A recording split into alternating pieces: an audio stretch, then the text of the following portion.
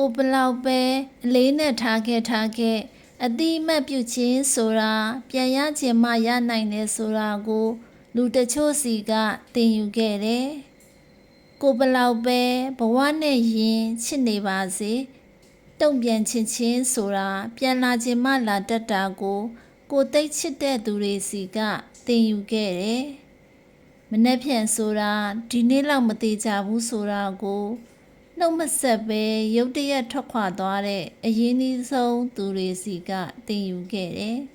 ။တယောက်နဲ့တယောက်ကြားကယုံကြည်မှုဆိုတာတိဆောက်ရတာကြပေမဲ့ပျက်စီးသွားဖို့အရန်လွယ်ပြီးပျက်စီးသွားတဲ့ယုံကြည်မှုကလည်းဘယ်တော့မှအသက်ပြတ်မဝင်လာနိုင်တော့တာကိုအယောင်ပြောင်းလွယ်တဲ့သူတွေစီကသင်ယူခဲ့တယ်။တာယာအစဉ်ပြေနေတဲ့အချိန်တွေမှာအနားမှာဘသူတွေပဲရှိအခက်ခဲနဲ့ရင်ဆိုင်ရချိန်မှာတော့ကိုယ့်အတွက်ကိုယ်သာရှိနေတတ်တယ်ဆိုတာကိုဖြတ်တန်းခဲ့တဲ့ဘဝအတွေ့အကြုံတွေစီကသင်ယူခဲ့တယ်။